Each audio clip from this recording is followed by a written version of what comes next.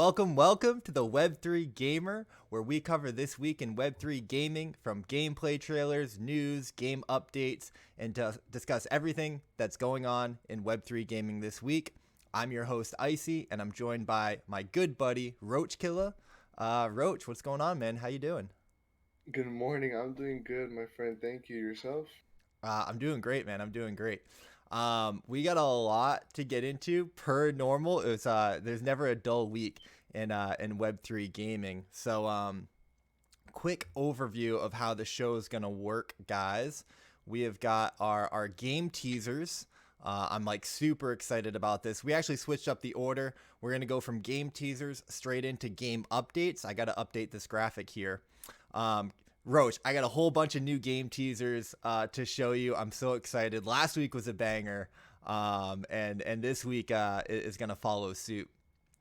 We're actually going to scrap the what's on our mind section. Again, I got to update this graphic. I do apologize about that, guys. Then we'll look at what's on the horizon, and then we'll talk about the games that we're playing. Roach, are you playing any new games? Don't spoil it, but just tell me, are you playing any new games this week?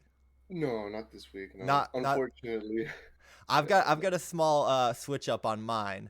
But Oh, before we get into everything, how was your week, Roach?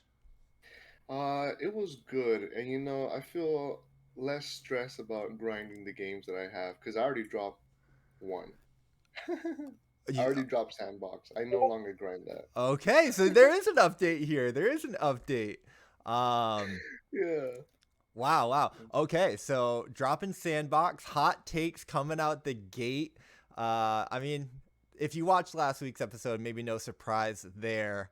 The first thing that we're gonna get into, Roach. I mean, we had a pretty big event this week, right? Yeah, we had definitely. Actually, two big events, in Big Time and for War Park. So. Roach, I'm talking about the Bryson Blancos Cup, man.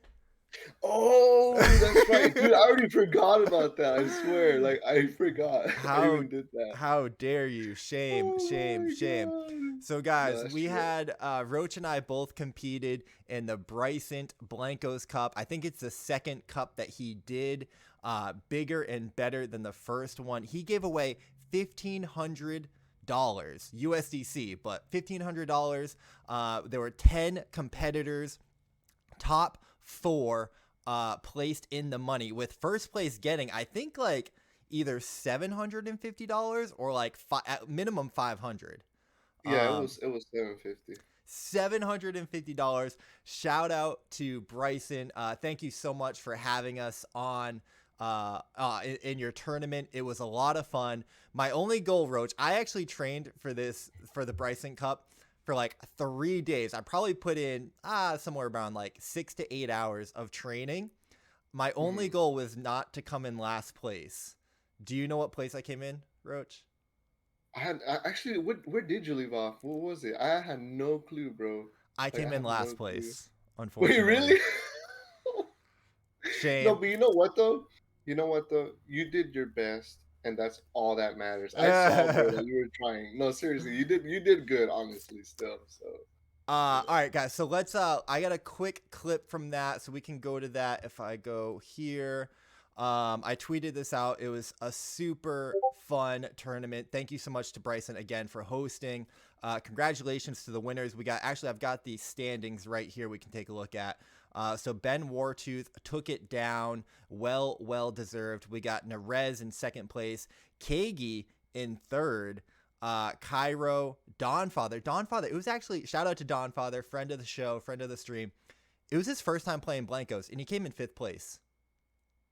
What do you think about that, Roach? Uh, Yo, I mean, he's just a good shooter, man. He's a good shooter, and he's just good at games overall. Like he really dominated on the shooter ones. He was whooping ass, dude. He He did really good really on those. did. He really did. He impressed me. That just goes to speak. That just goes to show like his skill in gaming. Roach, you came in sixth place, buddy. What happened there? I had my money on you. Dude, I'm not gonna lie. I did not expect those like mini game maps. It's Yeah, been like over a year since I've played them, so that threw yeah. me off completely. But it was still fun. It was so much fun. Dude, it was a blast. Bryson came in seventh, actually. Wow, I thought he was going to come a little bit higher. And then, yeah, let's check out. We'll start. The first clip that we'll show this week is my clip, just to give you guys a sense of like how, if you missed the live stream and you didn't go back to check any of the VODs, just to give you a sense of like how much fun we got to do this again, man. This, like, the energy and the collaboration from all these content creators was amazing.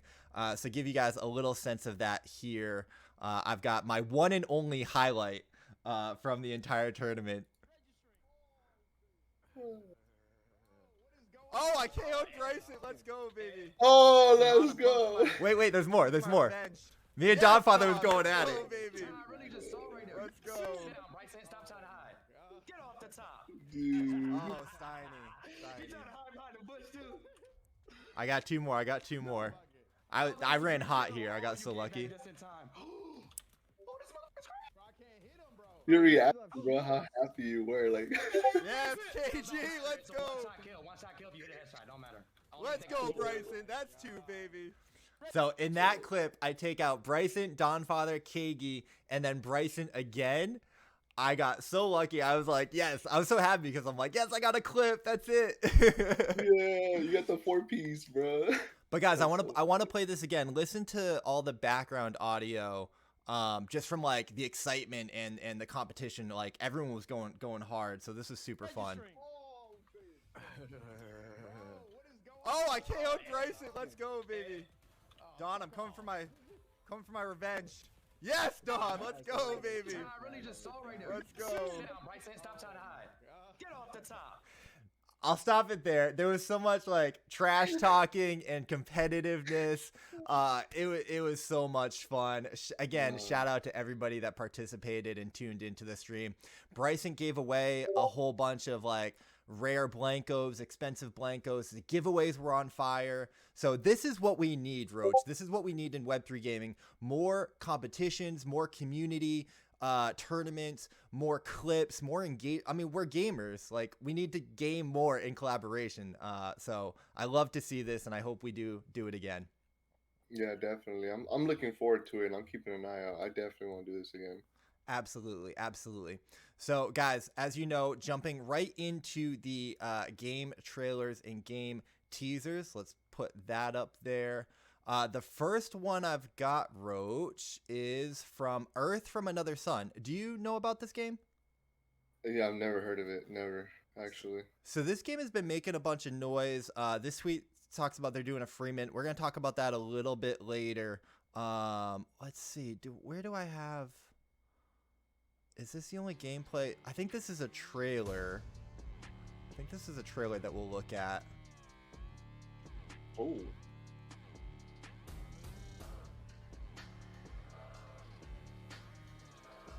Looks wild. Wow, yeah. Huh. Is this similar to like metalcore? A little bit. So here's the thing. I've jumped on a couple of like some of their spaces, and I actually think I saw Crypto Stash, shout out to Crypto Stash, do a gameplay trailer or gameplay first look on his channel with the devs. So oh, let me turn that audio down. It's from a smaller gaming studio, from what I understand. They have a couple of games out that they launched on like some VR, AR headsets, but this is their first like Web3 game. So they do have experience building games, but it's not a massive studio, and I don't think that they've got a massive amount of funding. But they are doing, I mean, maybe they're like a mid-sized studio.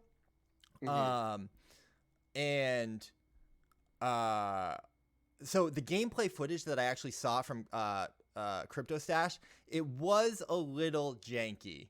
It wasn't like fully, you know, it wasn't as smooth as this trailer is looking, but they are making noise. I think that they're planning to have the first alpha out hopefully by the end of the year, absolutely by next year, and you know, testing alpha and testing beta and all of that. So it is a game that I've heard quite a bit of noise about, and I'm keeping my eye on for sure. Yeah, this definitely does look like a lot of fun, and I'm getting like that metalcore vibe too. I'm noticing that, you know, like what this is like the third game that's like futuristic. Yeah. You know what I mean? So that's pretty cool. That's interesting. Good way to change it up from like the modern, you know, warfare games that we play right now. So that's Ab- pretty cool. Absolutely. And like I said, guys, we're going to come back to this a little bit later because they are doing a free mint soon. So that's going to be a big deal. If you can get into, free mints, I mean, why not, right? Yeah, why Let's not? crop that a little bit. All right. Next one I've got, Roach, for you. Eden Brawl. Have you seen Eden Brawl? No, I have not. So this is going to be from Spike Reacts. Again, another amazing content creator out there that I really follow and admire, look up to. He's putting out a ton of great content. So in his description here, it says it's a 5v5 MOBA where you try to score on your opponent's goal like Rocket League. So it's kind of got that Rocket League vibe. Let's check out some of the gameplay. Which here. teleport? The Vex's spacebar. Who's talking? I'm on cooldown. So you kind of battle and I don't understand some of these characters because they're not dying. No, I couldn't trade. Yeah, those are the, He the scores. buildables. he's about to I'm- score I'm right so lost in here. the sauce. There's so much going on right now. Let's go. So I think that's the goal right there. Well played. Was that Spike? So it's like a battler, but also like Rocket League, like you got to like score on the other opponent's goal or something like that. Mhm. Kind of interesting. I mean, the gameplay looked smooth, looked like good movement. What do you think about this one? Well, from like a personal point of view, I'm not so hot about these top-down games like this. Okay. The gameplay does look like a lot of fun, Mm-hmm. but yeah, all those like abilities and all that, I don't know. I find it unfair, like especially like if you like if it's like in a pay to win aspect, you buy these characters that have like better abilities and whatnot. It seems like one of those games, so Mm-hmm. yeah, I'm interested in it, but I want to see like when it comes down to like the gameplay balancing. Yeah, absolutely. Well, all these games are going to come down to a lot of the gameplay balance. Yeah, yeah. Not up Roach's alley. That's fine. I like what I'm seeing personally. The gameplay footage looks smooth. It's an interesting concept, right? Where it's a battler, but also you're trying to score a goal against your opponents, and it is a team collaborative game. So I could see something like this really, doing well because games are more fun with your friends. Games are more fun in a squad.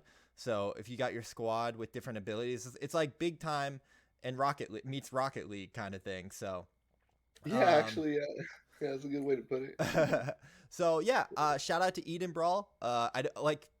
Along with Roach, I don't know too much about your game, but I'm excited to see what you guys do, see what you come up with, and see where you take it. All right, Roach. Moving on to the next one, Phantom Galaxies. What do you know about Phantom Galaxies? I actually do have access to this game. I Oh, have shit. played it before. Yeah, but I'm puzzled because I don't know what to do. Like, yeah, you have 2 free chapters, you have 3 ships, and you just mine and like do missions, but that's basically it. I don't see the earning aspect of it, or Okay. there's not really much gameplay as of right now. Well, Okay. that was a while ago, but yeah. Interesting. Okay. I don't know much about Phantom Galaxies. I hear it a lot. It always is one of the games that kind of pops up when people talk about, Web3 games that they're excited about. I, for some reason, thought it was like either kind of like a trading card game or maybe just like an auto battler or something like that. This was the first gameplay footage that I saw of it, and it completely was not what I was expecting. This is from Friendly Paisan. Shout out to Friendly Paisan, friend of the show, friend of the stream. So I was intrigued. NPCs, beta pad, new codex. This game is amazing. This game is fucking incredible. He's a fan. Yeah. Wow. So I mean, just this. I mean, I love the graphics. The graphics look amazing. They've got a very interesting world here. I think he's got some gameplay footage. There's something like, Suit? I mean, you're flying around space. I mean, Where you at though? Oh. Yeah, it's pretty so- wild. Oh. Yeah, so basically the ships that you buy, Relax. you know, you can transform into that mech and Okay. also on the ground because there is some planet gameplay. Yeah. But actually, one thing that I do want to mention that I did not take any part of and didn't look more into is that you could actually like own a planet in this game. Yeah. Yeah. Yeah. Like, yeah. Interesting. I didn't look too much into that, but graphic wise, like it's beautiful. The detail, the game does run very smooth.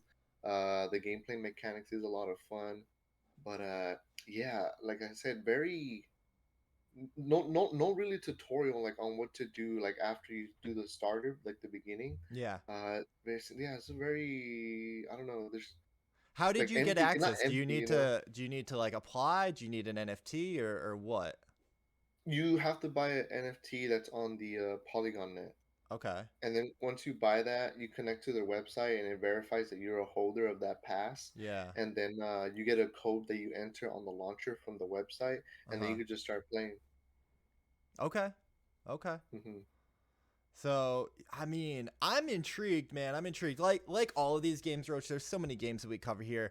There's so much going on in the Web3 gaming space. So it's hard to stay on top of everything, right? Because Oh, does it have a token? Does it sell land? Do you need an NFT? Are they cosmetic NFTs or are they, play to earn NFTs? Is it an alpha, beta, closed, open? Like, there's so much. yeah. So it's so hard to stay on top of everything. But like I said, Phantom Galaxies is a game that I've heard a lot about. And like we talk about every week on the show, once I see gameplay footage, that's the first thing that's going to get me interested in your game. And now that I've seen this, finally, I'm like, whoa, I am intrigued. I want to learn more. So I'm definitely going to be diving into Phantom Galaxies at some point. And guys, if you know more about the game in the comments, please let us know. We're only 2 people here and we're doing our best. But like, if you know about the game, tell me, educate me, tell me what I should be looking out for and paying attention to. I love that feedback. All right. Yeah, definitely. We would really appreciate that because I want to get into it more, but I couldn't find reason. But now that you showed me this, I kind of feel like doing a stream for Phantom Galaxies. Not to be honest with you. We're gonna stream all these games at some point for sure, for sure. All Yeah. right, guys, this next one that I've got what is it? What is it? Champions Ascension. That's what it is. Champions Ascension. Again, Roach, what do you know about Champions Ascension? This is the first time I've heard about it. You've been showing me all these new games. I'm shocked. You're discovering them more than I am now. That's so cool. Web3 gamer, guys. Like, comment, subscribe, smash that like button. I'm kidding. Don't smash anything. That shit's so overplayed. But if you like the show, you can press the like button. You can tune in every Friday, Iceyyy and Roach. All right, Roach. I'm gonna play. They got a full like introduction and first look at the game. So I'm gonna play this. It's about 1:46. So we're gonna play this with sound and take a look. Let's just take a Might be look a at little what loud. Let me Champions turn that Ascension is. This is a Yeah, triple it's like A this now. game with a play to earn aspect. Let's just take a look at the trailer. Okay, immediately you had me at AAA, and then my spidey senses go up when you say play to earn aspect. So, Yeah. but Yeah. I'm gonna hold off on reservation. Here. I love this kind of stuff. This is, AAA. For a reason it is AAA. If I could give it another A, I would give it another A, quadruple A, because it is so high quality.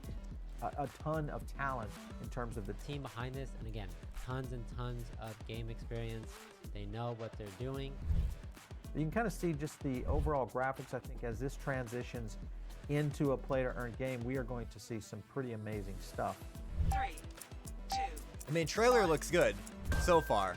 This is the moment we've and then all they bring been you into waiting this for. world. The and grand this looks opening amazing. of the sleeping Karkadon. Yeah, it does. Like, I like the graphics, like Fortnite style. Okay, they got What Snoop up, Dogg. though? This is Big Snoop Dogg. apparently. Oh, Shout out to no. the Champions team. Big Snoop Dogg is in the game. I'm proud owner. I'm thankful to be in the Champions. I didn't know this. I didn't know this. Just getting started, baby. Wow. All right, let's go. Let's go. Let's go. Let's go. Come on. Oh. So they got like, I love this. Is this like an auto battler concept, but it's like a mini game and you're still in this like little den that they have. I don't know, this Karkadon thing.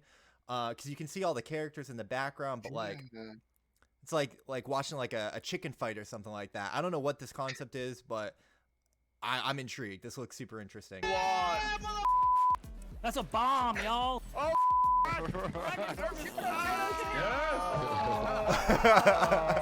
I like the fact that they're layering in a lot of different elements here, both on. This is how you do a trailer, man. We then get to battle for each real. other. First a good play-to-earn impressions. aspect on the blockchain.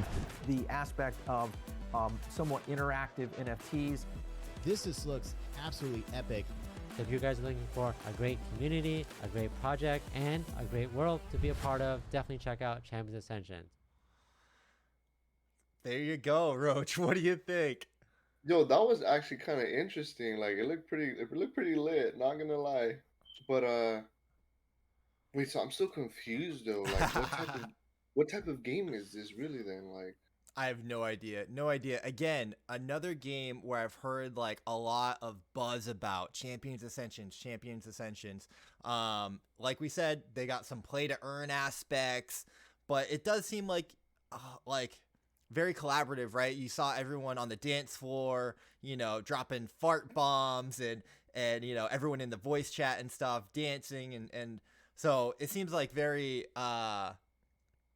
community driven, kind of a lot going on there. So and they got endorsements from Snoop Dogg, although I don't know if this is like a cameo that they paid, you know, $200 for, if it's or they actually are partnered with Snoop Dogg in somehow.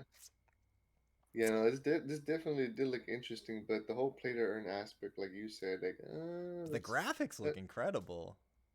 It does. I mean, what they have so far for this being my first impression of the game, yeah, I definitely want to learn more. Yeah, definitely. This is interesting, and I'm still puzzled though. Like, what kind of game this is gonna be? Like, that matters a lot, you know. It matters so much. Yeah. For sure. And then we could make better judgment off of that. For sure. The first impression that I have of it, though, it's kind of seems like what was that pirate ship game that I forget the dude who was streaming it all the time, but like you would like steal people's pirate ships and stuff and like float around. You remember that game? Like something of the seas? Oh, Sea of Thieves? Sea of Thieves. Yeah. It kind of has like those kind of graphics, and it seems like, you know, kind of interactive like that game was, where, you know, it's very much, it feels like a game, just first impressions off the trailer, it feels like a game that you can kind of just jump in, hang out. You're not like, it's not a super competitive game where you're like, you know, on the edge of your seat, you know, super sweaty, like grinding it out. Just like jump in, have fun, talk shit with your friends, maybe, you know, do some type of like gambling or you know, like battler with this little roulette wheel that they got going on, and kind of just, you know, kind of like a hangout. Well, Champions Ascension, definitely one to keep an eye out. I'm liking what I'm seeing so far. I hope it's actually like free roam, you know, open world. Like, I don't know. I don't know what to think of this game. It's just so hard to picture. It really is hard to picture. I just want to know what type. Like, that's gonna just change everything.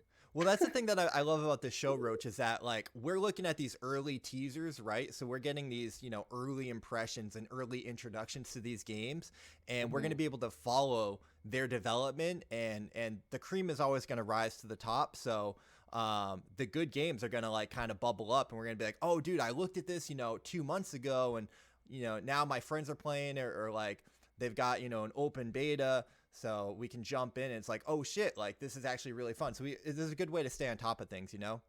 Yeah, definitely, All right, bud. I think the next one, oh no, we've got 2 more, I think. So Star Atlas, you know about Star Atlas. Yes, I have seen Sinful actually played this for once, stream for me for once. Okay. I think that they had one of the like largest land sales or like NFT sales ever when they launched. They got into a huge debate. The founder got into a huge debate against the Illuvium founder on shout out again, Keigi. We actually got a couple clips from Keigi, John, in a minute. Did you see that debate, Roach? No, I did not. Bro, it's an all-time epic debate between the Star Atlas founder and the Illuvium founder. I mean, they were getting dirty, slinging mud at each other. He's like, "There's no way that you can deliver all the things that you're promising." Like, it got heated. Ooh, it got nasty. Yeah, so guys, if you haven't seen that, go check that out. But we get a first look. So they gave a playable demo, and it's on Epic Games Store. So again, shout out Epic Games, first launching with Blankos, continuing to invest and grow the Web3 ecosystem by incorporating Star Atlas, which is, you know, on the Solana blockchain.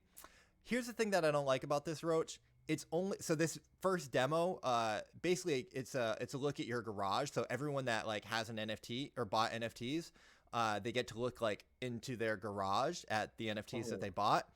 It's only open to the NFT holders. Oh, that sucks. So like all these news articles came out like, oh, Star Atlas, Epic Games, like, you know, they just rolled out its first playable demo. But it's the demo's only open to NFT owners, and I think the NFTs were like really expensive, so I don't love that. But let's take a look at you know, one of the first looks at Star Atlas. So again, this is from Kagi. Guys, if you don't follow Kagi, I mean, are you in the Web3 gaming space? Come on now. Shout out to Kagi. He took third in the Bryson Cup.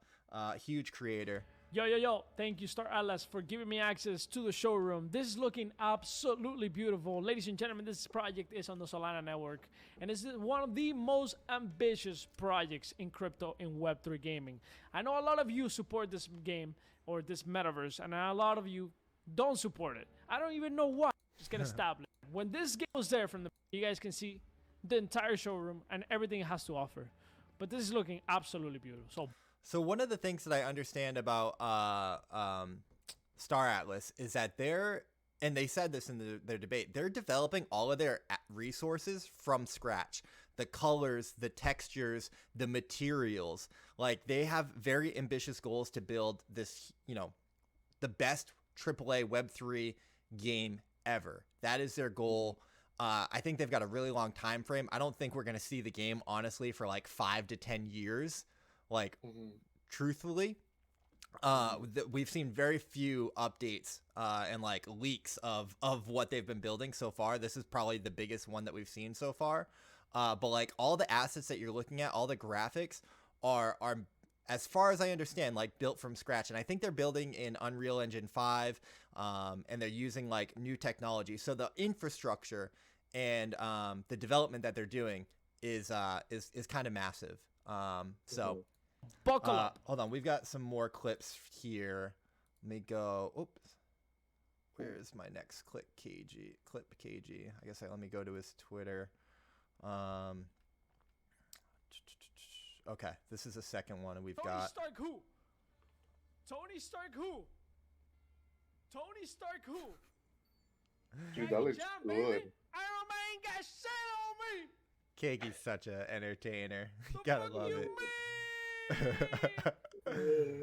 And then the last one we've got right here. Oh, yeah, yo, what's up, Wagner? Yo, Wagner. I mean, the movement looks really good. Invite you to a drink, man. Sit Everything. right here, man. Come Honestly, the detail, the lighting, you know, the shading, all of that looks really good. Yeah. And I think it'll be even more polished. Honestly, I mean, maybe it's because this is like a clip from his stream that like was posted on Twitter, so maybe the quality is you know, reduced a little bit. There's like some compression going. Because the way that they talk about it,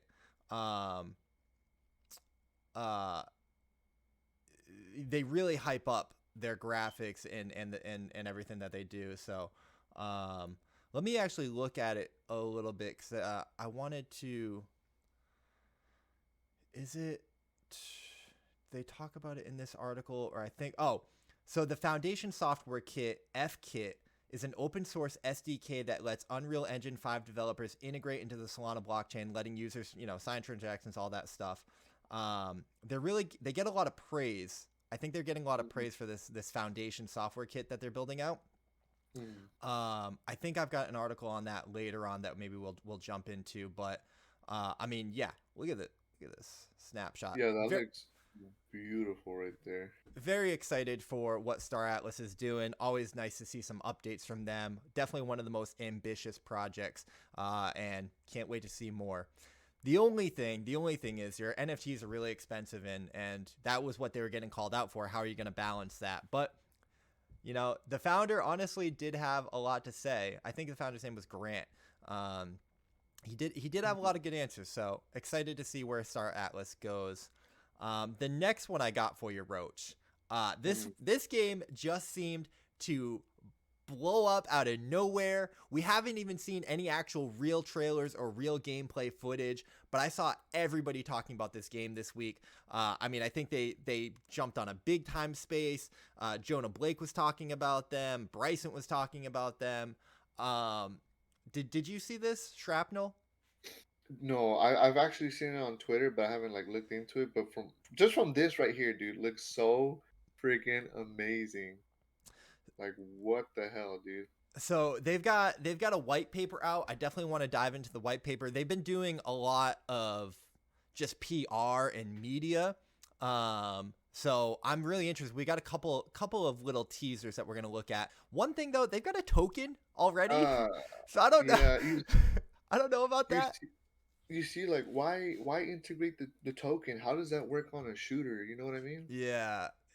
So it makes no sense. But let's take a look at couple of these teasers that they dropped. I mean, the footage looks amazing.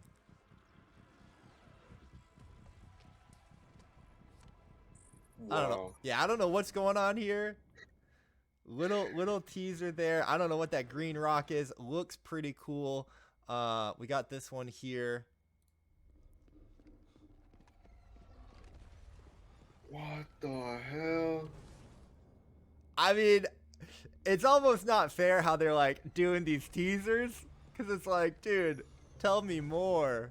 Tell me more. Yeah, because you can make anything look so freaking amazing, but like it comes down to when you actually play the alpha or whatever, the actual gameplay, like it's Yeah, so like different. what about the game, right? What about the game?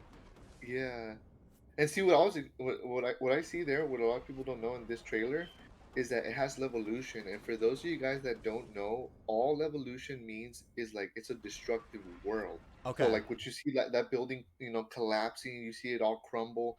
That gameplay feature was added like on Battlefield 4, and that was the first time levolution was introduced. And now this game's adding that clearly from what we're seeing. So that's super awesome, and it just makes it very fun when you're engaging in the combat and you have things falling on you, buildings collapsing. So that right there, yeah, he jumps that's off, dude. super hype. Yeah. I need to know more. Tell me more. They say it's the first AAA customizable FPS, truly owned by players using blockchain technology. But guys, that's it. That's all we know. They're coming out of nowhere. Not too much info yet on the game. But like I said, they do have that white paper on their website. So it's definitely something that I'm going to be looking into. And excited to see what they got coming up next, to be honest. I like so far like the characters. They look super mean. Like, that looks dope. Mm-hmm. Yeah. Okay, Roach. Okay. Next we've got let's jump into the game updates. So we'll talk about some game updates. I think the first one that I wanted to jump into was maybe well, let's talk about Blankos, right? Let's see. Blankos, only right that we talked about the Bryson Cup. There was a reason why he hosted a Bryson Cup and gave away $1,500 this week. So Season 1 officially launched for Blanco's Block Party, again on the Epic Games Store, with the launch of their Godzilla skin. I know that you were grinding to get that. We both were playing Blancos a lot this week. So talk to me, Roach. How was your experience with Season 1 Blanco's Block Party? Well, the biggest thing that impacted me about this Season 1 was that I was excited, right? There was a new class introduced, which was the Bruiser and Trickle. And I thought, that was going to be just a class that you can choose for any Blanco. You know what I mean? Mm-hmm. I didn't think it was a Season 1 specific. So it was a shocker to me that only Season 1, O1 Blancos are capable of using those new classes. And Season, 0 or 00, they're locked in with the old classes. And I actually wanted to ask you, how do you feel about that? Do you think them not allowing you to use these new classes on the old blancos, do you think that brings value, even more value to them? You know, because they have those unique classes that aren't playable anymore. Or how do you feel about that? Yeah, I certainly love the idea of rewarding your early adopters, your early users, and you know creating like this rarity and this uniqueness in the you know early passes and you know the early launches. So I love that idea. What I don't love is with like the class, and I don't know, you can tell me if this is true or not. I don't love the idea of like having special utility that gives you an unfair advantage in the game. Like I don't think new entrants and new gamers should be penalized for, you know, not finding out about the game earlier and not have a chance to compete or anything like that. So I love the idea of gating things and rewarding people with that early, you know, benefit, Access. but it needs to be balanced, right? Yeah, see, I found it to be unfair because yeah, like me, I'm like a I'm an OG player with them, Yeah. so therefore I already have maxed out blancos and I get to use those old classes which right now are balanced, so Mhm. I have an advantage over them, and I've already tested out like one of the new classes which is Bruiser, and it's not as effective even leveled up and with the perks. They need to buff the perks up because like for example the body slam for the bruiser class, it doesn't do that much damage and there's a long refresh, and the shield is not as effective as the tanker shield. You know, it doesn't last as long and is not doesn't protect you as much, but Not all yeah, toys are. and it forces people to buy the old ones, you know what Mhm. I mean? Like it really does force them, especially if they're brand new and they don't even know what is going on. Yeah. But yeah, there's a big player disadvantage right now with that, Yeah, and so it's not balanced. yeah, so I don't love that. I don't love that, right? However, two things I'll say about that, right? Obviously, on the day of launch, there was some delays in launching the first season, right? They kept pushing it back an hour, an hour, an hour. There was some controversy over one of the rare blancos getting minted first and all that stuff. But I think that King Apollo, I was watching his stream after the Bryson Cup, and he made some really great points of like, dog, every game that I've ever played when they launch, you know, their first like you know, first version, it's always launched with like bugs or whatever. There's never been a game that like didn't have something, and Blanco's actually addressed it really quickly. They got up, you know, they didn't have to push it back a day or 2 or 3 days. You know, they were able to fix whatever they needed to fix and get it live the day that they said they were going to. And King Apollo said something about, you know, Blanco's like rewarding their players or taking care of their players when things go wrong, which, you know, there's a lot of gaming studios out there that like they just wash their hands. It's like, oh, sorry that you had a bad experience, but, you know, it is what it is.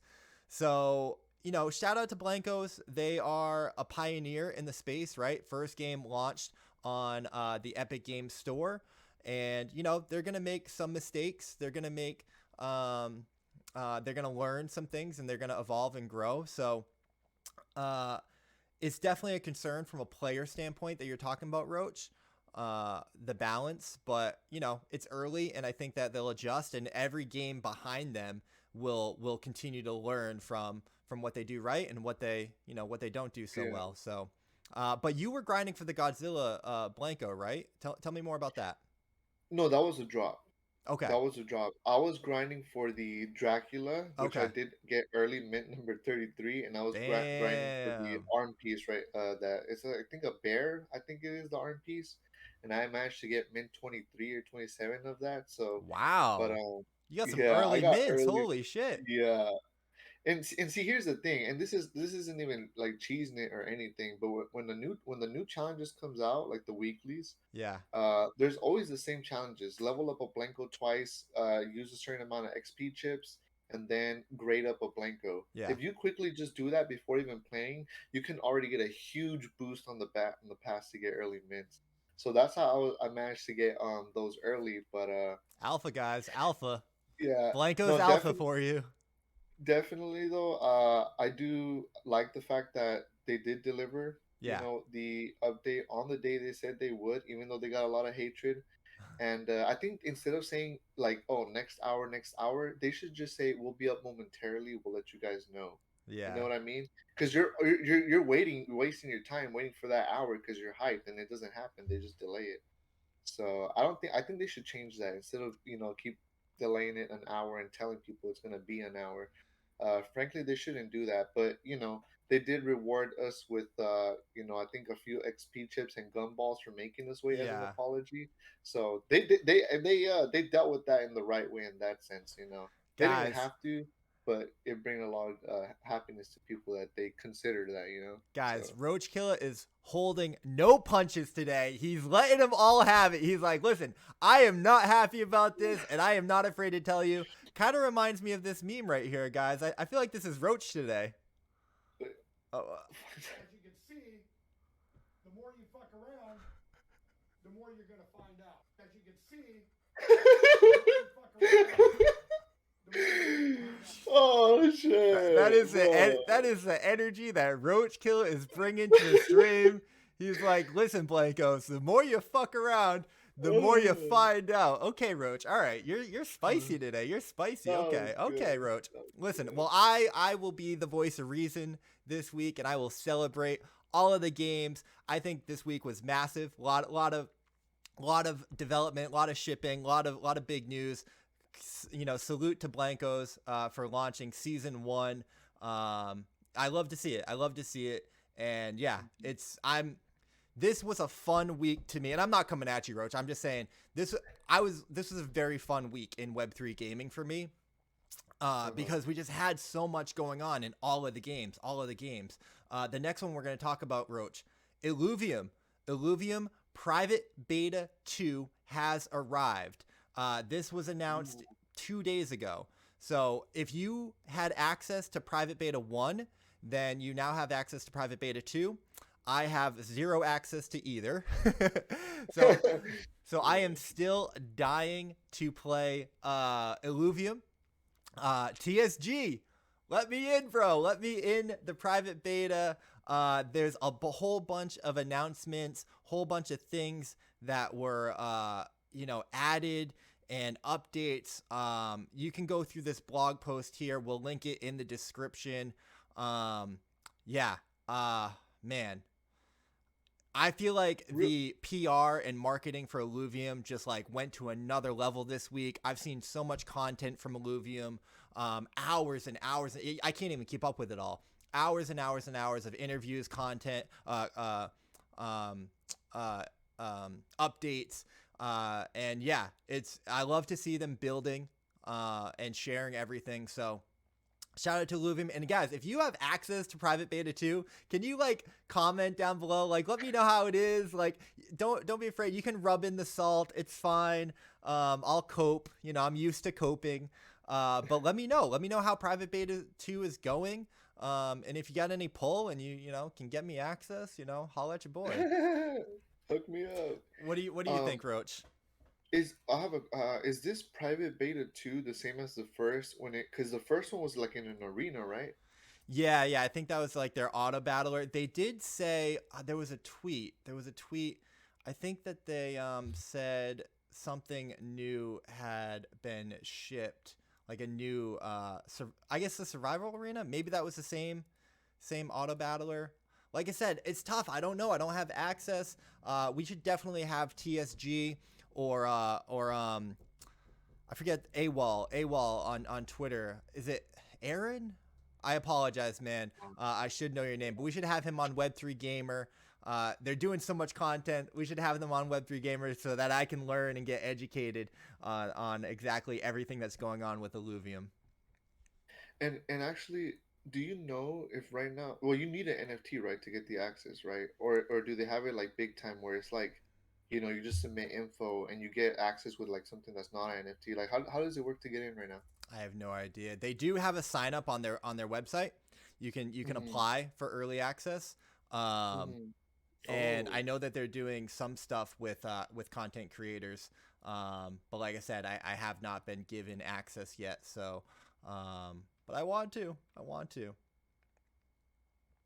Yeah, and so that video that we saw last week, that was the free roam aspect, but that's not ready yet, right? Like that was just like something that they were gonna release down the future. Yeah, that was their open world. So we saw gameplay footage from On Chain Gaming of like the open world, and then a little bit from their auto battler. I did see some more footage from their auto battler from another creator, but like I said, I don't know much about the world because I don't have access, and honestly, Yeah. there's so much going on in their world that it's tough to stay up to date with. It really, really is.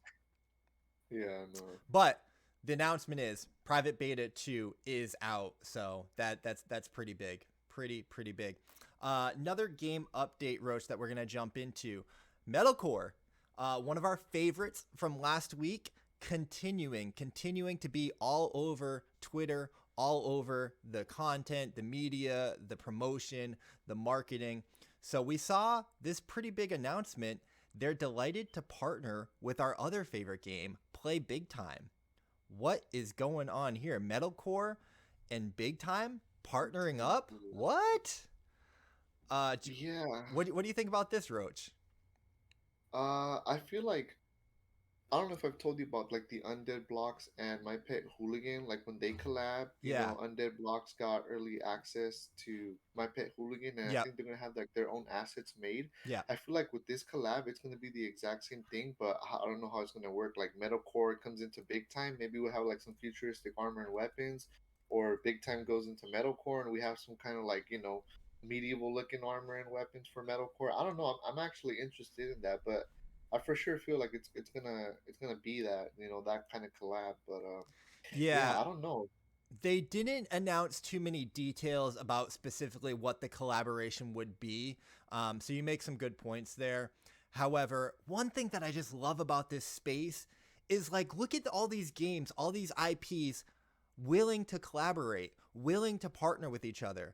That is something that is special and unique. Well, maybe not like totally unique, but it is much more prominent in Web3 gaming than Web2 gaming, I feel. And it's something amazing to see. I mean, of course it makes sense, right? We're all kind of building together, and it's such a small and new space that it does make sense to like work together because we're all in this together. Yeah. But it just goes to the ethos of Web3 and crypto. We're all going to make it, which is a little, cringy, but at the same time, it is like this, like there's enough for everybody. And we're not here to build these walled gardens where we own everything and we control everything. We're here to share. It's open. It's transparent. We're here to collaborate. It's interoperable, whatever that, ends up coming to be. Those are still the values of crypto and Web3. And it's a beautiful thing to see Web3 gaming adopt those same values and principles and enact them with all these partnerships and open collaborations. Mm-hmm. Yeah, it makes so much sense. Like for Web3, companies to get together and have each other's assets in each other's games. In a Web2, it's not. It's all about competition and being the best. But here, it's not even about being the best. It's just about more utility for the assets that are available. You know what I mean? Absolutely. Let's see. The next one we got on this game update, we talked about Guild of Guardians last week. I saw that Derek Lau, their co-founder, dropped this roadmap.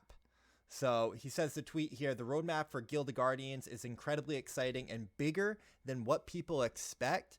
So I wanted to share this really cool update on the roadmap. If you guys are a fan of Guild of Guardians or are playing Guild of Guardians, this is your roadmap, guys. So we've got the journey begins with the alpha. We've got the story of Eldarim. We've got active staking, builders fund, creators 2.0. Then they're going to have their expanded universe, future of esports. So they're thinking of how, Guild of Guardians is going to compete on stage in an esport arena and really capture that gaming competitive aspect. They're going to be going global. I love that. That just sounds cool, right? Going global. Yeah, going global. Who doesn't want to go global? It makes me think of like Pitbull, Mr. 305, like Oh my god, yeah. going global. They've got X to earn up there in the right-hand corner. I mean, I feel like that could be taken off the map, but we know it's Guild of Guardians. They do have a token. There are going to be some play to earn aspects, whatever that means. And then they've got Guild of Guardians IRL. So they're going to have some IRL stuff. Maybe that's events. Maybe that's, the tournaments, or maybe that's like some Pokemon Go stuff. I don't know, but love to see that. Or maybe it's just buzzwords too, right? Like, yeah, we're going to have IRL stuff. Like, okay. Yeah, but it's funny how you say Pokemon Go, because that's the first thing that came to mind. And I guess it would make sense. Maybe you go like to some location and you get some loot. I don't know. Yeah. That's actually quite interesting. So, yeah. For sure. Okay. Next one, let's see. Is this I think that these are these are still updates. Okay, yeah. These are still updates. The next one this is the article from Star Atlas that I wanted to talk about and share.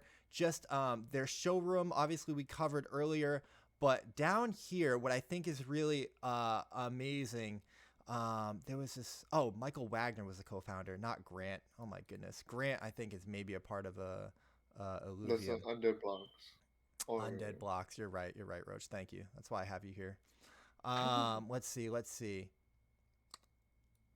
They were saying that, Star Atlas is continuing to pave the way for a mass adoption of Web3 gaming by being very early to fully utilize the Epic Games game engines, advanced all new technologies like Nanite and Lumen. We're setting the worldwide standards for the next generation of AAA gaming. So I heard them talk about Nanite and Lumen, and they're these new development tools, basically, I think in Unreal Engine 5, that really just allow you to have super detail and rich, like in the pixels and in all the elements that you can interact with. I don't know if you guys ever saw like the Matrix Unreal Engine 5 teaser trailer, but that thing was amazing. And just the ability that you have to design and develop with Unreal Engine 5 is incredible. And Star Atlas is being built on Unreal Engine 5, which is brand new technology. So we do have high hopes and high expectations for what they're going to be able to do with that technology. And I think that's part of the reason why it's going to take so long. But yeah, these new things like Nanite and Lumen, they're kind of leading the way with that. So it's just something that gets me really, really excited. And I wanted to share that with you guys here. Like we talked about, they shared the garage basically. So that's the space and the gameplay that you can experience right now. Let me see here. Them being on Solana and doing a lot of this development, they're just leading the way for Solana gaming. Here it is. So that foundation software development kit that they're calling F-Kit, it enables developers to do quick and simple integration of Unreal Engine 5 with the Solana blockchain. And by sharing that with developers worldwide, Star Atlas is making it easier than ever for studios to build on the Solana blockchain. So I love that. And we've got a comment here from Yatsu, the CEO of Animoca Brands. We talk about him and Animoca Brands a lot on the channel. He said, channeling the spirit of Web3, the Star Atlas F-Kit paves the way for mass adoption of decentralized gaming. It instantly renders the open metaverse accessible to hundreds of millions of new entrants and enables anyone to build immersive experiences, creating more opportunities through digital ownership, giving game studios and publishers the ability to integrate the Solana blockchain into high-quality projects built on the Unreal Engine. So I wanted to highlight this. It is, on the tech side, maybe on the nerdy side, but I think that these software and technological innovations and developments are going to be a huge, huge part of the backbone and the infrastructure of Web3 gaming. So I want to salute and commend a project like Star Atlas that is leading the way in that charge. Do you have anything to say about this, Roach? Do you agree with that, or you got some more, fuck around and find out hot takes? No, I actually agree with that, and so far from what I've seen, because I don't know much about Starless, I mean, it looks like it's going well, and I mean, let's just see what happens in the future, you know? Yeah, for sure, for sure. Um, let's go to the next one here. Again, just pretty bullish on Star Atlas and everything that we got going on. All right, guys. So, did I lose the cameras there? Sorry about that. Sorry about that. There we go. Okay. Oh. Edit. Edit point. All right, guys. So the next update that I have, maybe not for everybody, but this is one of the biggest projects in Web3 gaming as far as daily active users go. One of the biggest projects that achieved success with the play to earn model, that of course saw the downside of play to earn model. But we got Steppen with a huge announcement this week. So for all you Steppen users out there, GMT earnings are live. We're delighted to announce that GMT earning is live in the Steppen app for level 30 sneakers. So if you have a level 30 sneaker, definitely read this tweet, read the blog post, find out the best way to maximize your level 30 sneaker and start earning GMT. I'll be fully honest, I don't know as much about Steppen as I should. I don't know much about this GMT announcement. To me, I know that their ecosystem was hurting, similar to basically all the P2E ecosystems. We're really seeing all of them drastically shift their models to try and stay afloat. Really, we've got an Ice Poker update coming after this. So GMT earnings are a change from the GST earnings, and this has something to do with it's tied to their rainbow sneakers, which are new NFTs that there's different ways to gamify and combine them to maximize your earnings. I'm not so sure about this, guys. I'm not so sure. There's a lot of people that are bullish on Steppen. They love Steppen. They go out for their runs every day. I know it has a really strong jogger runner community. I was a Steppen user. I did have access to a level 30 sneaker, so actually I might be benefiting from this announcement. I got to check that out, but it wasn't something that I really enjoyed doing. It kind of felt like I had to do it.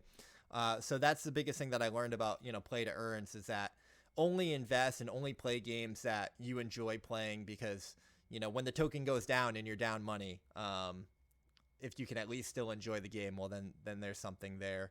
Do you have any thoughts on this, Roach? This is actually funny because, like you said, this is you need an NFT, and then you like walk or run, and then you could earn that coin, right? Yeah. It's quite funny because I remember seeing a video on Instagram where somebody had this like he had 10 phones and he was signed into that app. Yeah, and they were all shaking. Like, I don't know. I don't like that. This just an easy way to get quick money, and like you said, you feel forced to do it. You're not really enjoying it. Like, you're not having fun. I think this comment. I don't like this. Yeah, I think this comment, it kind of sums up the sentiment, right? Like, I guess in this GMT earning, we'll dump like GMT because everyone's gonna sell it to make some ROI. So they're saying Steppen's not gonna survive for sure. I mean, listen, a lot of these P2E projects are down bad, and they're trying to innovate new models to dig themselves out of the hole that they got themselves into. Hopefully, this can bring some revival to the Steppen ecosystem. But ultimately, we kind of have to leave these Ponzi-nomics and find more sustainable systems. And I don't know if this is it. Like I said, I'm not as educated on this as I wish I was. But yeah, big announcement either way for the ecosystem, and we'll see how it plays out, Roach. I guess that's the most that we can do. Yeah, basically.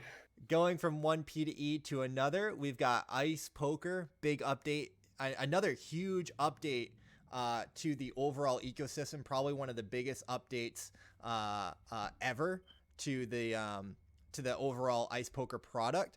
So they had the Ice Merge, what they call the Ice Merge this week, previously known as Delegation V2. I know you don't follow this, Roach, so I'll explain this. Yeah, yeah. Basically, just like Axie Infinity, you could buy these NFTs and you could earn the in-game token and cash that out like a P2E model. But also with those NFTs, you could rent them out and you could have scholars or delegates. And unfortunately, the delegates and scholars just earn all this money, cash it out, and we just have money leaving the ecosystem. So with Delegation V2 and the Ice merge, delegates can no longer cash out the Ice token. It actually gets locked up in what they're calling banked Ice. And once they reach enough banked Ice in their account, they can redeem that for like a small discount towards an NFT wearable. So they're really incentivizing delegates to save Ice, not cash it out of the system, and then redeem it for an NFT to then become an owner and stay within the ecosystem. Now, this is a very controversial move because a lot of delegates who are there playing the game, trying to earn every day, now had their earnings taken away, and they're not so excited about having to play for a month, 2 months, 3 months to then buy a wearable. They don't want to go that long without earning. So we might see an exodus from the delegate side, from the Ice Poker community. Some of them are still going to stay. Some of them see the opportunity and enjoy the game and want to continue being a part of the ecosystem. It's a bold move. It's a courageous move. I've kind of used the analogy that it's like cutting off the arm to save the body. Which, it's a harsh move. It's a harsh move, but as I've explained to people, they had to do something, and this is what they chose to do to save the overall ecosystem. So we'll see if it works. What I like about this, Roach, and again, we just talked about Steppen, now we're talking about Ice Poker. These games are experimenting. They're trying things. They're innovating. They're seeing what works and what doesn't work. And overall, that is bullish and good for the Web3 gaming ecosystem, because that's the only way that we're going to grow. And that's the only way that we're going to, find gold and strike lightning. Because I do believe that one of these projects will find a model or a system that works. And that could, open up the floodgates for all of Web3 gaming. Maybe it's Ice Poker, maybe it's Steppen, maybe not. Maybe it's EV.io. I was just listening to a call with them last night where, their earnings are tied to the advertising dollars that they're generating. And that is such a fun and addictive game that I think their user base could grow really big and really fast because there's, low barriers to entry. And with a lot of daily active users, maybe that could bring in a lot of advertising revenue. So maybe that's the way to go. Do you have any thoughts on all this, Roach? It is brutal because a lot of the people that play Ice Poker that are delegated, they're from other parts of the world where they do have necessities, and that Ice will pay for them to be able to live, manage. Yeah. But I'm actually on board with this, and frankly, I think that's what playing a game with a grind's about, to get that really good reward. So I know they won't have that money available, right away, but they can grind and get an ice wearable, and it'll be worth a lot more, and it'll overall increase the value of owning an ice wearable. You know what I mean? Yeah, this is quite brutal, but I definitely do agree with this new system that they're gonna have going on.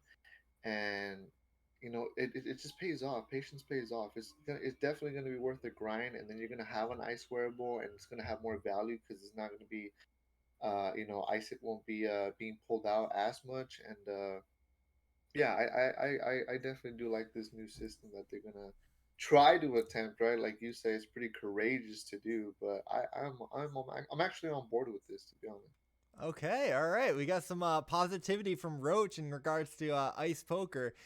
I love to see that. Here's one thing that I'm concerned about, Roach, is that I know owners with 100 wearables, 20, 30, 50 NFTs, and they delegate to 10, 20 people, delegates.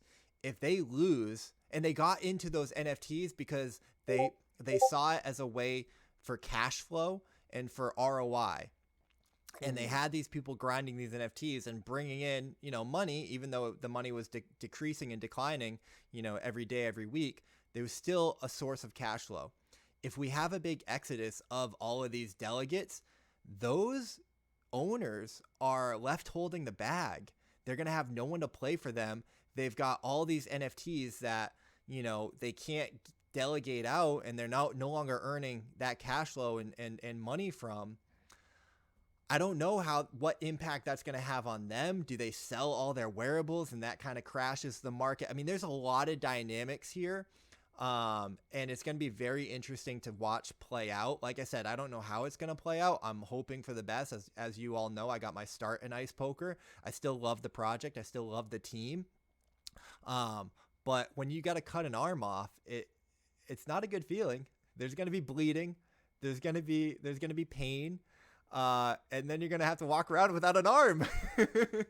Yeah, that honestly is quite brutal for those people that do have, a lot of ice wearables. And I mean, how could I put it? I mean, to be honest with you, I just find it more fair, Yeah. See the thing about it, my beef with that is, again, one person can hold all. Yeah. I like equal distribution, therefore equal chances. So and no one should have it that easy. Like, if they already have the means, they should not have it that easy to own 50 and like have a whole, basically like employees working for them, earning all that passive income. Like, I always disagree with that about Ice, and I Yeah. don't like that's what I don't like about undead blocks. I don't want somebody to have 20 packs. Right.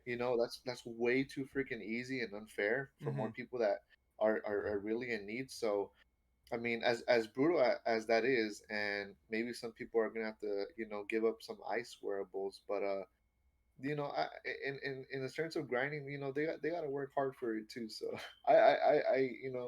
again, I agree with that new system that they're implementing, and nobody should be that privileged, that lucky. You know what I mean? So what you're Like, saying? So what you're saying is, As you can see, the more you fuck around, the more you're gonna find out. Look, as brutal as it is, as brutal as that is, I'm just being 100% honest. I'm just being 100% honest. It's brutal, but I find it fair. Yeah. No, I'm just playing around. I'm just having fun on stream. We gotta have fun. We gotta have fun, right? That's what we're here for. Yeah. All right. That was Ice Poker. That was Ice Poker. Okay, let's get into. We're off of the game updates. Let's talk about some industry news. Bang, bang, bang, bang. Industry news, guys. And the first one that we got today, I covered on my Web3 gaming markets and news updates that I do daily, my live streams on Twitch and YouTube.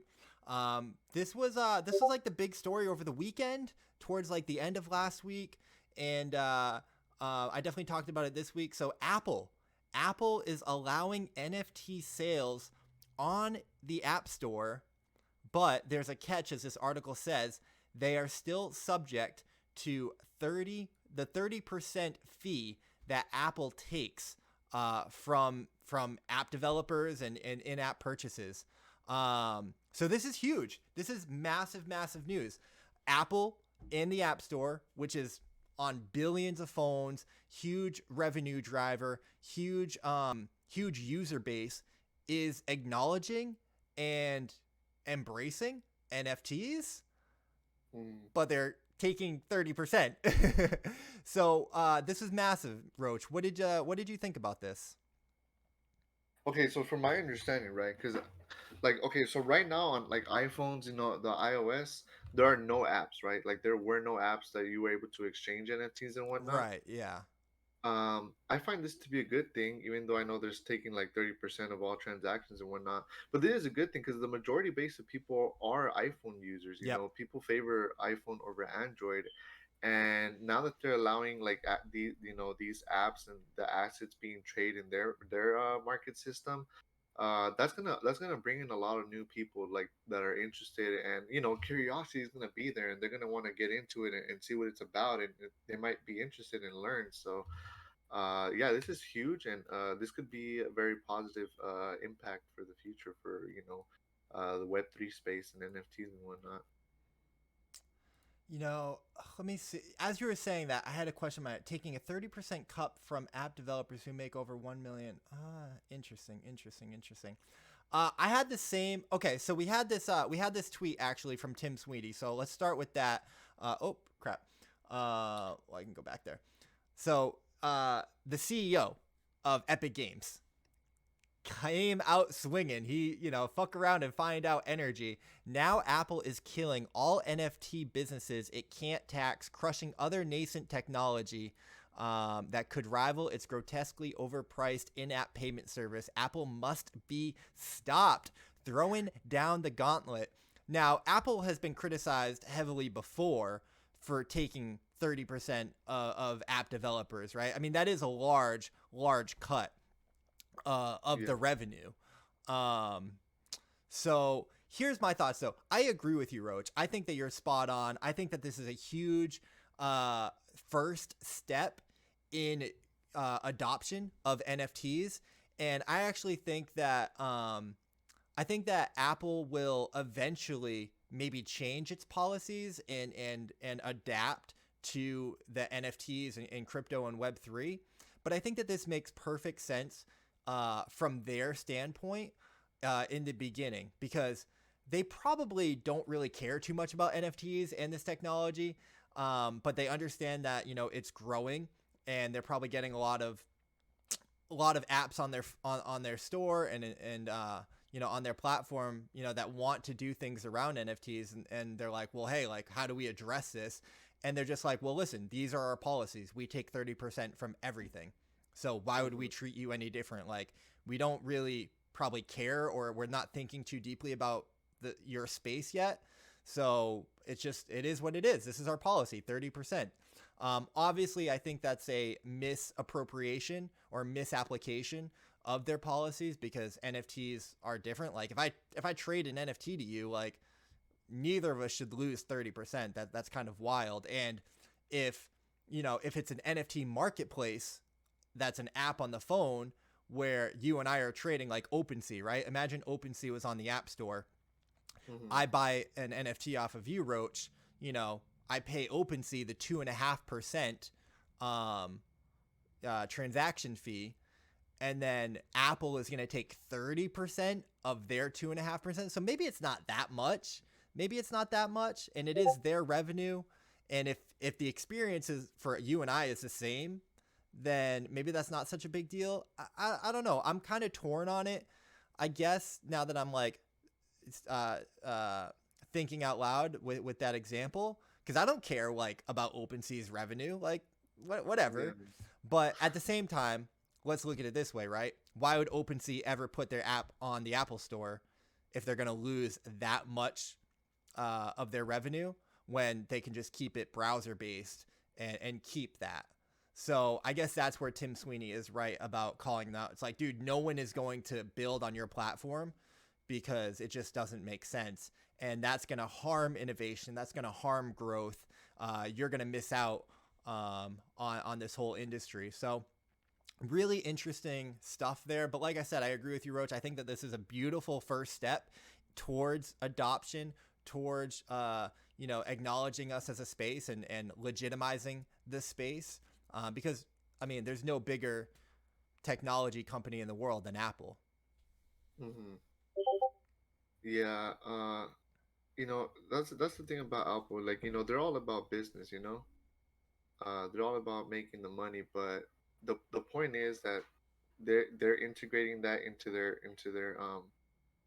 market, and it'll just bring in more people, and they could always find alternative ways, to go, not necessarily through Apple, but through Android or through something else, Mm-hmm. like that's the negative part of that they're doing from it. But from the business perspective, there has to be some kind of price to pay. But yeah, when it comes to for them adopting it and whatnot and bringing more people into the space, that's the positive from that. Absolutely. Moving on to the next piece of industry news that I thought was remarkable this week. This one got me really excited when I first saw it. So this is a tweet from Robbie Ferguson, the CEO of Immutable X, one of the biggest blockchain scaling solutions out there, doing a lot with gaming. So Robbie announced 5 million members of GameStop's Pro subscription service are about to receive Gods Unchained cards tomorrow if they play a game. This is one of the unique distributor forces of Web3 that you can share value with players to onboard them instead of spending billions on ads. And I couldn't agree with that more. I love the idea of airdropping NFTs to give access to a broader user base or different communities to onboard them onto your game. I think that's an incredible marketing strategy and promotional strategy. You know, we've seen that with Ice Poker and other projects, airdropping, you know, assets to user bases. So when I saw this, I was like, holy shit, Immutable X, GameStop, Gods Unchained, this is going to be massive. And I think that the ability and technology and the idea is, and it is there. Unfortunately, I didn't see any real excitement from this. I was a little confused because I didn't see any news about this, and I don't even know if it went well. So, you know, Robbie says in the follow-up tweet, this will be one of the largest Web3 marketing experiments in gaming history. And then it just was like crickets. So I actually went to the GameStop Twitter, and I was like searching for news. I was like searching for Gods Unchained, and there was like almost nothing except for like one tweet. Let me see if I can find it. I thought I had it pulled up. But yeah, there was this one tweet that got, 800 likes, but only 40 comments. So, when I saw 5 million, like, you expected there to be a little bit more noise than this. So, yeah, and it wasn't. I guess you had to like sign up for the Power Up Rewards Pro before midnight to get access to free Gods Unchained card packs. But then if like you look at the comments, it seems like some people had, issues about claiming. I see a lot of people claiming I've not received the email yet. This guy said he was on hold for over 30 minutes. Like, what gives? I'm a GameStop Pro member, did not receive the email code. This person seems like, he's just verifying that he signed up, I guess. Yeah. So maybe a little bit of a clunky rollout. Maybe it wasn't the big splash that we thought it was going to be. My code doesn't work, this guy says. I still haven't received anything about this. So I was really excited. I thought this was going to be a big thing, but maybe it was kind of a flop.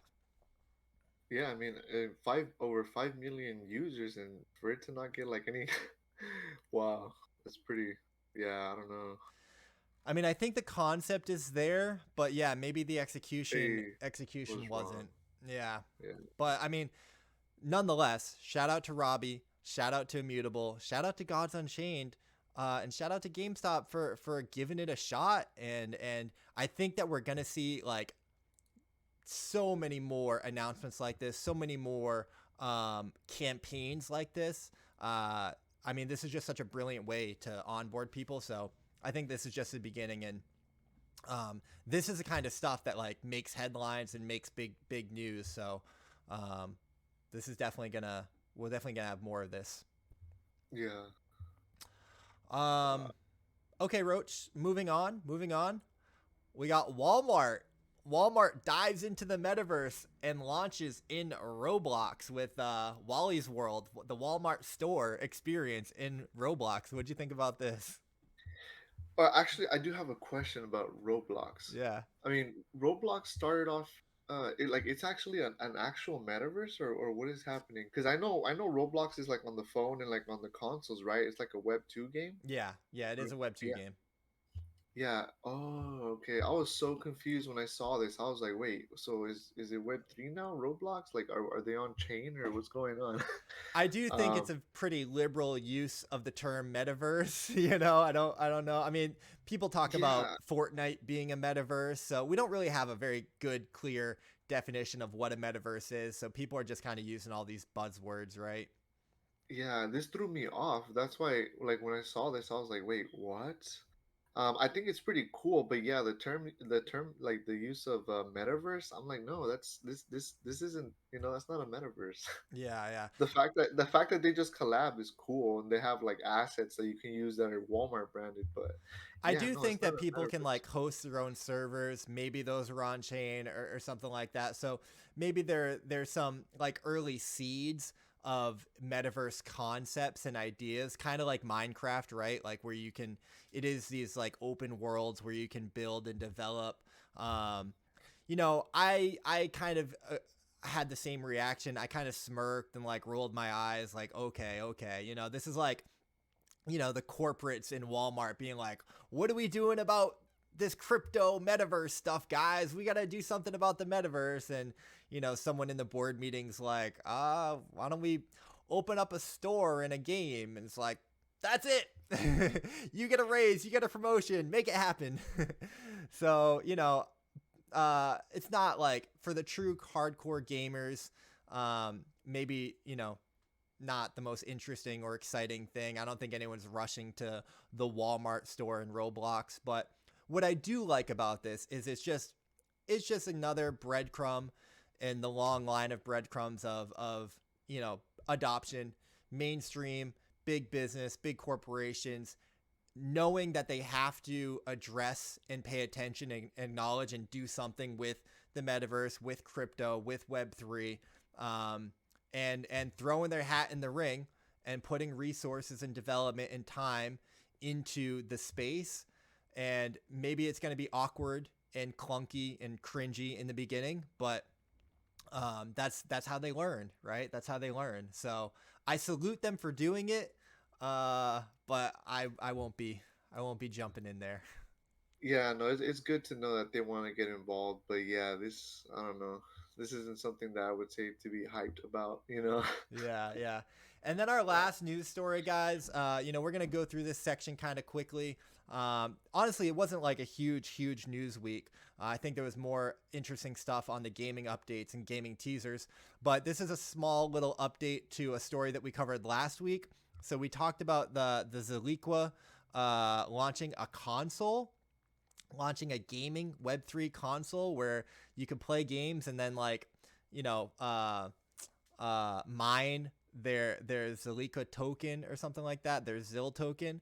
But it turns out that someone found the box for their game.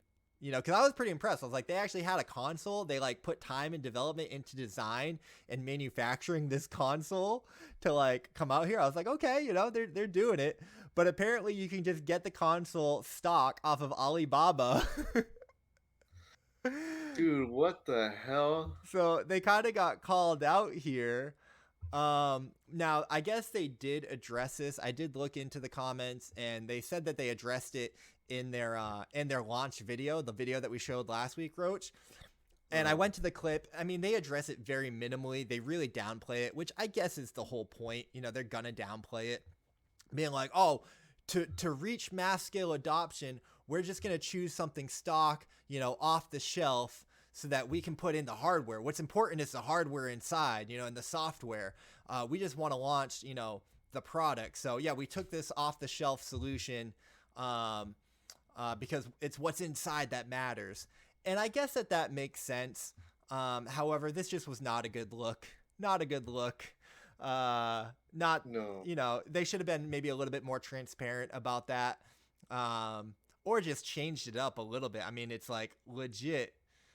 They didn't make any changes to this at all. So kind of crazy. Yeah, wow. Yeah, this should have just been more clear that, hey, we're going to use something that's already there and we're just going to integrate the technology and the software, that's not. Yeah, a little bit of egg on their face there. They said that they addressed it plenty of times,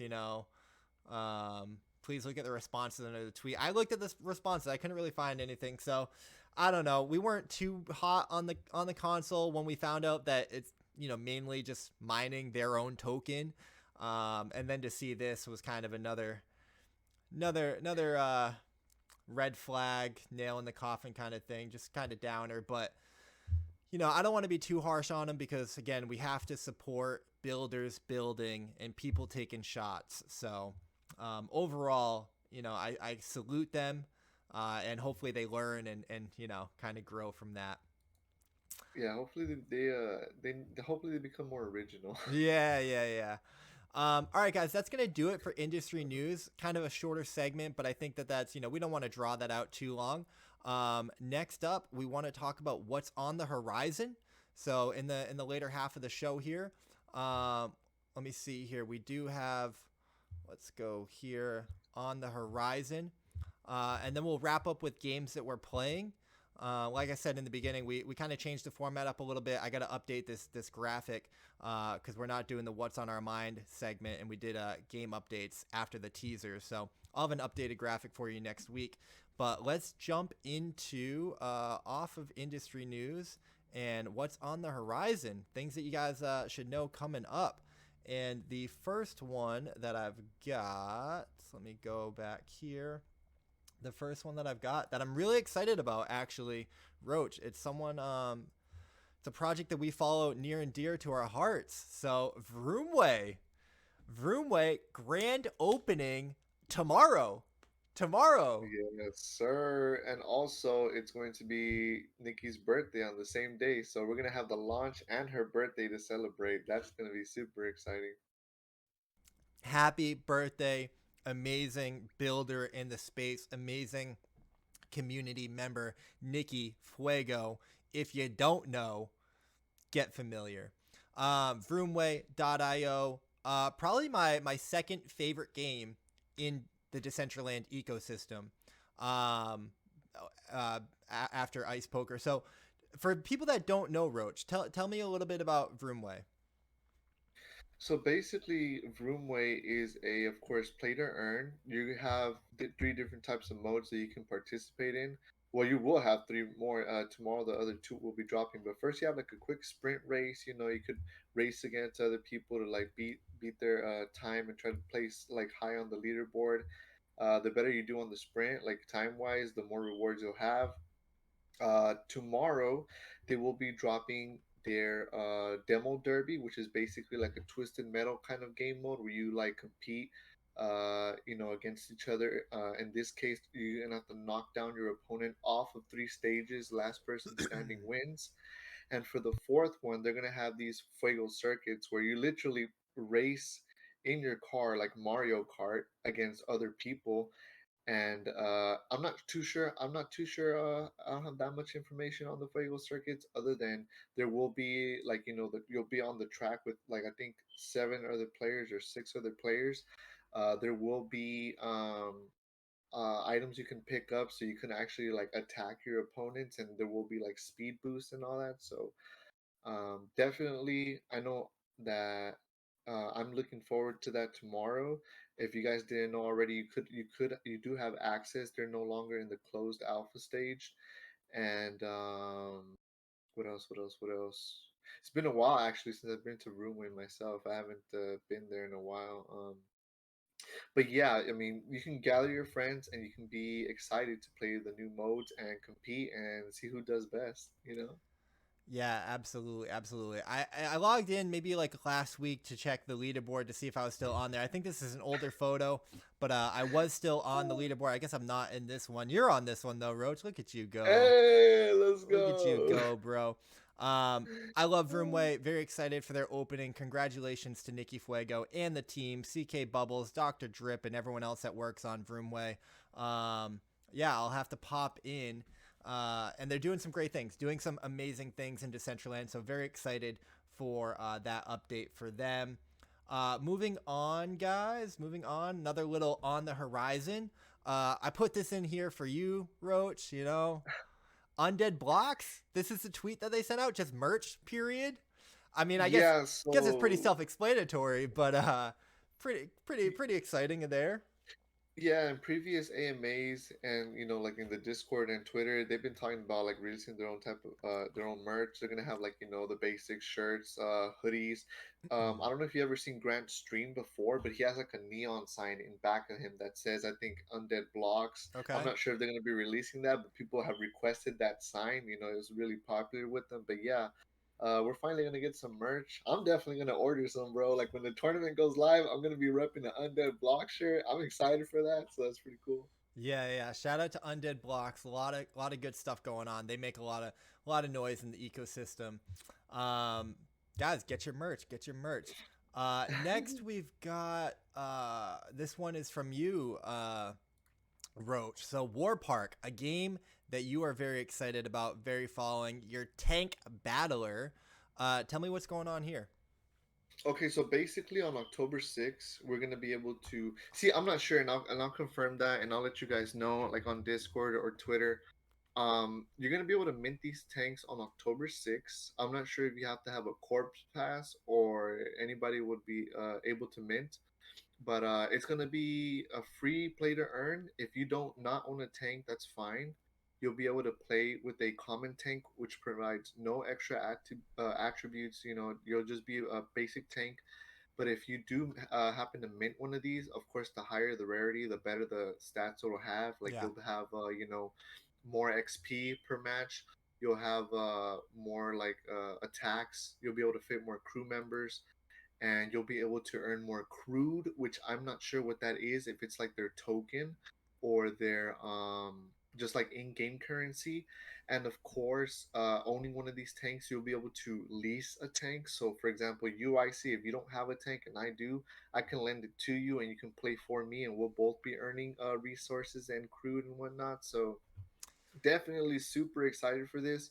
I'm not sure if the first beta that comes out, only tank owners will be able to play, but even if Yeah. that is the case, once full game launches, everybody will be able to play it. But you just need one of these tanks in order to be able to do all the stuff that I just said. So earn extra stuff and delegate pretty much a tank. So I've got a couple things to say, but before I get into it, guys, let me make clear, these are not ads. These are not sponsorships. We do not take ads or sponsorships at this moment, but if anyone wants to hit us up, let me know. This on the horizon section is really like upcoming things that I think the community might want to be aware about, might benefit from, or just be on the lookout from. So these are not paid sponsorships. These are games that Roach and I are paying attention to, are interested in, and these are just, we're sharing updates about things that are happening and upcoming on a lot of these games. So and I know that Roach is a hardcore gamer, and so if War Park has his attention, then you've got my attention. But Roach, I mean, do you think that this like opens the door for any like pay to win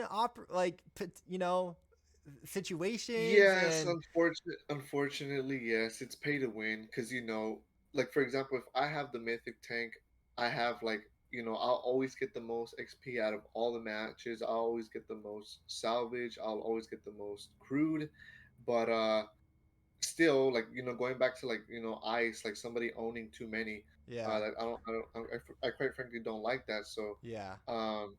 yeah, it's definitely pay to win, but still you delegate a tank and you give that privilege for somebody else to earn for you. But the main question is for me, is that crude uh currency that you earn, is that their token, or is that just like an in-game currency, which I do know you will need it to upgrade your tanks and or crew to get better. But it wouldn't be so much pay to win if it wouldn't be so much pay to win though if it actually just meant we'll earn in-game currency and not an actual token.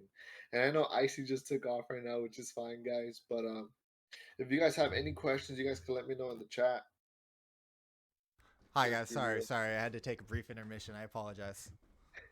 It's all good. It's all good. No, but yeah, I was just saying, Iceyyy, like if crude is the actual token, then yeah, it's like super pay to win. But if Yeah. it's just like an in-game currency that you could just use to upgrade to get better, Yeah. then it won't be so much pay to win. Like if there's no payouts like that. So Yeah, I think the conclusion here, guys, is, you know, if you're interested in War Park, something that you've been paying attention to, they are having their origin sale coming up.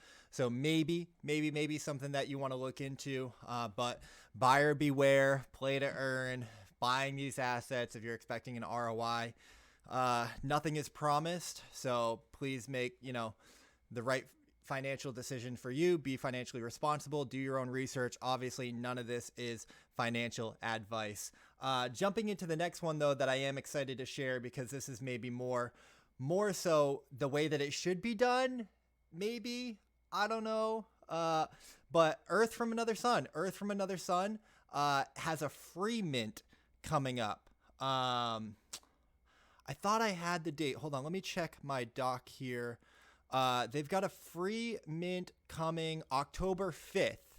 October 5th. This was alpha that was leaked on the Crypto Banter show.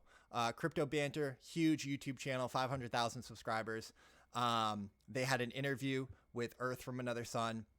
We looked at some gameplay footage from them a little earlier at the top of the show, guys. So if you liked that gameplay footage that you saw and you're interested in Earth from Another Sun, check out this free mint. I don't know exactly how it's going to work, so you're going to have to, you know, jump in the Discord, pay attention to their Twitter. This does say any interaction with this tweet will be considered for the whitelist. Hold on, let me see. Have I interact? Okay, I did like it. Let me comment. Yo, drop the link. Free mint. Let's go. Let me in there. Yeah, we'll post the link to this tweet, guys, in the comments down below. So I have no idea, guys. You know, we saw the success from Daiku, whatever that project was. Their free mint NFTs ended up skyrocketing to like 15 Ethereum. So is that free mint model, you know, free to play, free to own, was a big narrative? Is that something that is gonna be big in the future? I have no idea, but this certainly jumped out at me. Whether it's, you know, pay to win, if it's a free mint, then hey, maybe I'm okay with that. Maybe this is a way to make a little bit of money. I have no idea, but that is on the horizon. October 5th, guys. October 5th. Mark your calendars if you're interested. Maybe we can get some good assets, some good NFTs here. Who knows? But this is one of the benefits of being early in the Web3 gaming space, being early to the development of these projects. We get to see them develop right in front of our eyes and participate in their communities, in their ecosystems. And we talked about it earlier, Roach, with Blankos. You know, there was benefit to the early access users, whether that's fair or not. Listen, these guys gotta market and grow one way or another. And if we can benefit from them, from paying attention and being active, hey, I'm all for it. I don't know about you, but I'm all for it. Yeah, see, I actually do like that free mint strategy, and it would make it fair if they have it like gated, you know. Okay, free mint, you know, to get access to the game, but you could only have one per wallet. That way, like, you know, more like, you know, NFTs or passes, whatever, are distributed amongst more people. And yeah, I would agree with that in that sense. But as long as it's gated, you know what I mean? I feel like that is a good way to promote the game and, you know, get it to take off, so start. Absolutely. All right, guys. And the last one that we've got here for the on the horizon, something that I wanted to share with the community. Again, we're Web3 gamers here. Like I just said, there's opportunity by using and playing these games early. These games run competitions. They do free mints. They're giving back to their early adopters, their early users. So Gods Unchained, we've talked about them a few times on the show today. They've got a competition coming up.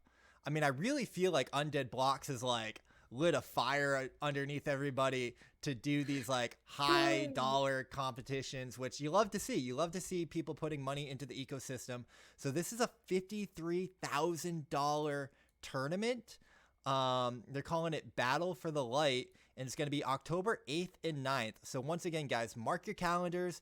If you are interested in this, if you're a Gods Unchained player, you're definitely going to want to participate in this. I don't know anything about the details. We're just here sharing, you know, that it's coming up, and that, you know, maybe there's some opportunity here, to benefit, to get in, to grab some of that prize pool. Cause I know, listen, there's no better example than Roachkilla right here, who, you know, competes in all of these games, and you know, has been benefiting from blankos to undead blocks, to, you know, sandbox and Decentraland. So we're gamers, and if we can make some money off this, let's go. What do you think about this, Roach? I think, I know you don't know the details, but if it's like 53,000 in one tournament, that's kind of crazy, you know, because Undead Block has already given like $60,000-$70,000 out in sponsorships and you know, from themselves, their treasury. But that's insane. I feel like instead of them making a huge move like that, 53,000 in one tournament, if that is the case, they should so it could last, you know, distribute that into multiple tournaments. They can make 4 tournaments out of those $53,000, you know, and that way they'll get more. They'll get the word out. There's these tournaments happening for Gods Unchained, and it'll bring new players if they missed out on the first one. You know what I mean? Because that is a lot of money. Yeah. That is definitely a lot of money. And even if it's distributed amongst multiple players, like the point is with that kind of money to bring in more people, having multiple tournaments so the word gets out and they'd be like, hey, look, I won here, this, you know what I mean? That's what Absolutely. Undead Blocks is doing, and that's why they were increasing their player base by 1,000 each tournament. Right, Because right. they had all that money and they just distributed throughout the month. More people heard about it and they came to try it. So, but Absolutely. that's a lot. That is the way. That is the way. And didn't Undead Blocks do like some kind of giveaway or something like that, Roach? Well, on top of that, yeah, they've been giving out rookie packs, which is the pack you get when you stake Undead token, and they value at like about $400 to $600. I don't know what ETH is right now, but yeah, let's just say $600. So yeah, on top of the money that they've been giving out for the tournaments, they're still giving away an extra $600, and on top of that, they give out Undead token, you know, 20, 60, $40 and whatnot. So, um, yeah, with those tournaments, they've been giving out a lot of money, but they've thought about it well, and they've taken that long route, you know, just extending it, you know, extending the way that they're going to give out the money instead of just like slapping all that in one day, you know, and that's it. People are gone. Absolutely. You know, they won't come back because there's nothing else to come back to. So yeah, absolutely. All right, guys, I think that's it for everything that we've got on the horizon. Definitely, we do this show every Friday, so let me know in the comments down below if there's something that, you know, we didn't cover that we should have covered, or let us know what you want us to cover for next week, and we'll definitely take a look and get that in there.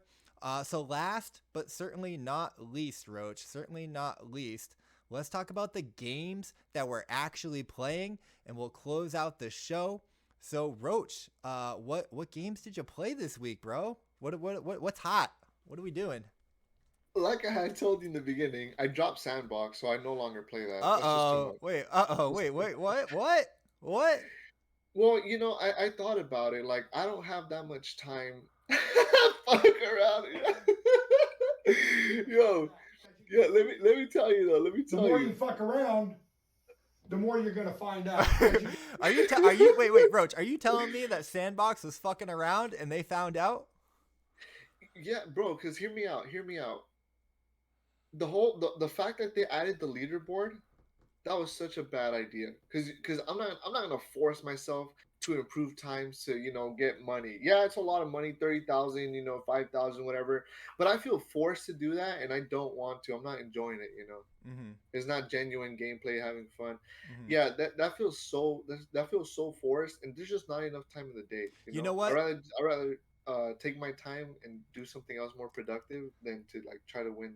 It's funny that you say that, Roach. I think we talked about it last week, but that's exactly how I felt about the ice poker competition. Again, they were giving out, I think, $30,000 in total, going until October 11th. I shared it on the Horizon last week.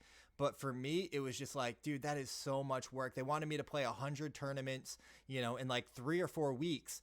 And a tournament can last 45 minutes. So that's like, you know, 100 hours or, you know, 75 hours.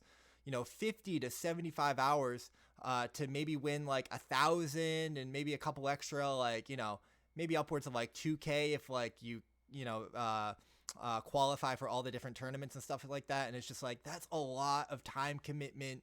And these tournaments are stressful. You know, it gets sweaty just the way that you get sweaty in Undead Blocks. It comes down to the wire. and there's like gambling and chance aspects where it was just a little too much, and like I'll play it for fun, but I'm kind of bowing out of the tournament. Yeah. But go ahead. Yep. Oh my bad. And I was gonna see the thing about it too is that there's cheaters. They're cheating. Like, come on. So that I'm not gonna try to go up against somebody that's cheating. There's no skill. There's no skill. Okay, so you're not playing sandbox. They found out. What are you playing? What'd you So play yeah, this week? it's mainly just been Big Time and Blancos. As you know, Blancos, they added season 1, so I'm grinding that. I actually need to do the dailies today as well, but it's been Blancos, and I've been grinding Big Time, but trying to figure out how to balance my class because I got nerfed. So You know what? it's Yeah, been we difficult. I somehow we missed that news segment on the game updates, but Mm. jump into it real quick, guys. Sorry for everyone that missed it out of order, but like, Big Time had a big update this week. They did a reset, or what happened? No, so what they did was they just tried to balance out the game. So they nerfed a few things from each classes, but the quantum fixer got like super nerfed. I can't really do anything. I'm useless. I can't heal. My abilities don't do no damage or don't last as long. Like if I'm buffing my allies, there were some glitches where, like, for example, Shadow Blade or a Time Warrior, if they reskilled, like they reset their skill points. Mm-hmm. Those stat points that they added on this, like these specific gears, are gone. They no Okay. longer have them, Okay. and it's bugged out. So that means, the devs' response to that is, we can't fix that right now. Just start all over again. So Wow. that's kind of brutal for those Damn. people that are high level. That's so Damn. many hours put in, and that's really bad. Nobody's gonna want to start over once they hit level 50. It Yeah. takes like a week just to rank up, when you're in that high of a level. But That's yeah, rough. there's a bunch of nerfs. Yeah, there's a bunch of nerfs that were supposed to balance the game, but they, quite frankly, I know their point was to make it a little more like challenging, but it Uh-huh. definitely made it a lot harder and more uncomfortable to play. Okay. So this week of playing Big Time, I mean, did you enjoy it less, or did you kind of welcome that challenge and was like, well, this does suck, but hey, I still love the game enough and enjoy it enough to, like, I still have fun playing it? Or was it kind of a little diminished, do you think? What was your No, experience? I did not have fun because, again, like, Damn. from my point of view, like, I'm useless. What am I gonna do? I can't do anything. Like, my abilities mean nothing. Like, I Yeah. can't really help out the team. I can't do anything. But it's still fun, of course. Like, the new features, new dungeons. Yeah. Um, what else? Well, the NFTs have been dropping more frequently, so it has been more rewarding. Grinding hard. Okay. But yeah, overall the experience has been difficult. So it's just about figuring out what I need to build up again, basically. Feels like these are the pros and cons of, like, being an early adopter, right? Being a early access user, grinding through, the alphas and the betas. It seems like you kind of got to have that open mind of like, hey, these things are going to happen. But at the Yeah. same time, it's like, oh man, you're there through the good and the bad. So hopefully, they do enough to reward the early adopters and make it worthwhile.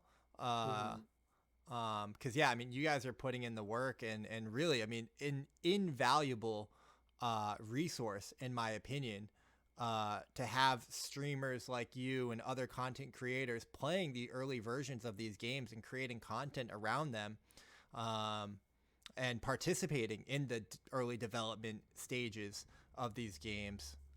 So very interesting.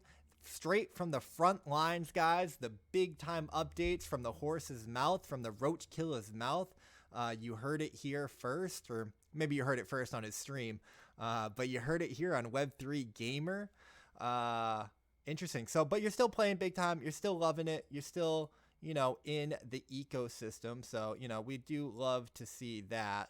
And then you said Blancos was the other one that you're playing. Is that it? Just Big Time and Blancos? Yeah, as of right now, this seems to be it. I mean, No Decentraland? yeah, No, I honestly, Oof. I didn't give up on Decentraland, but I just can't play it. I'm in a realm by myself. Yeah. I can't see nobody. Yeah. I could only use the client, and that's only sometimes if I don't get kicked or whatever, like crash. Yeah. Yeah. But yeah, nothing else is working there. Okay. Okay. So I'm away from that. Yeah. For me, slight change to my list. So last week my list was I think Big Time, Ice Poker, and EV.io. Actually, you know what? I did play Ice Poker this week. I did play Ice Poker. So same list. I just added Blancos. I obviously played a lot more Blancos this week. That was probably my #1 played game, as I mentioned at the top of the stream or top of the show, guys.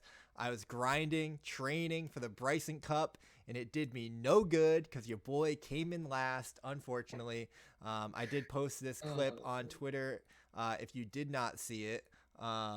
Super, super fun. Got some, got some dubs on KG, got some dubs on Bryson, got some dubs on the Don Father, but, ultimately was not enough to even take anything home. But yeah, still loving EV.io. I'll jump in there, like, just if I want to take a break between work and whatnot, load up a few sessions. It's so quick to play. You can jump in and jump out anytime that you want to. So I was really loving that. Definitely played an Ice Poker Sit and Go. I think I played 2. I lost 1 and won 1. So still maintaining my good win rate there. So that was fun. And then, yeah, I guess I haven't played any big time this week.